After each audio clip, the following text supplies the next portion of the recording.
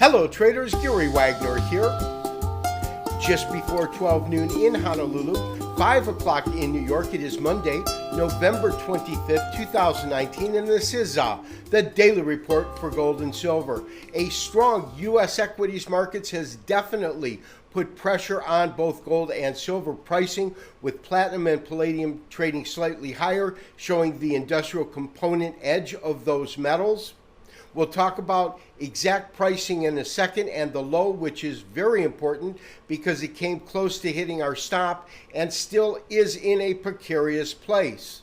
In terms of what happened in the negotiations between China and the United States, I believe we're hearing some mixed messages, but that is nothing new. Let's take a look at current pricing and our technical studies.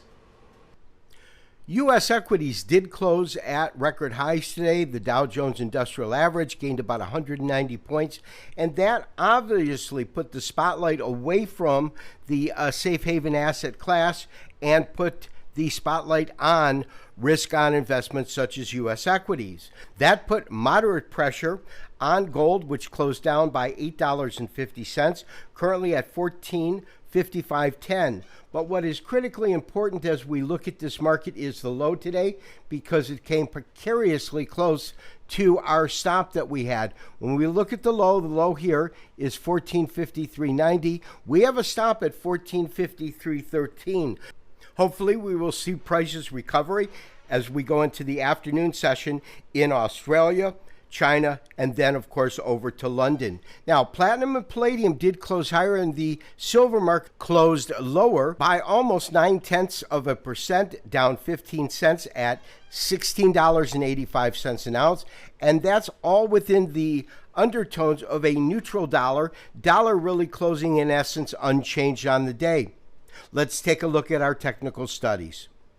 There is no doubt we saw some strong selling pressure come into the market, and what is most noteworthy in terms of what we're looking at is the fact that we actually broke and closed below 1460. Now, although we have had a couple of days that have gone into the lows, such as right here, and of course, before moving back up, we also saw the fact that we had, in essence, a rounded top, and that combination has kept this market in a fairly tight trading range. However, that changed today as we saw this market gap down.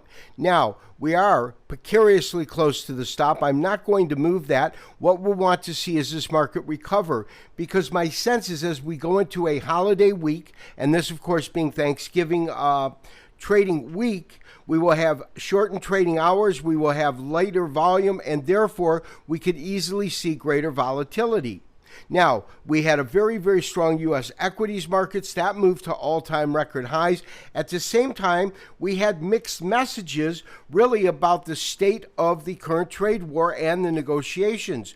My sense is we're nowhere closer to any kind of resolution or a signable Phase 1 agreement than we were a couple of weeks ago. Yet a document that came out by China over the weekend strengthened the resolve of some optimism within the market. We'll have to see how that pans out, but we're still looking at a trade war that has been going on for now 18 months. Traders, we will maintain our long position. We will maintain our current stop. Traders, regardless of the state of the current trade war and the negotiations, one thing has to be said, and that is it has not slowed down U.S. equities, which are just on a tear, with the Dow Jones Industrial Average closing at 28,066.47.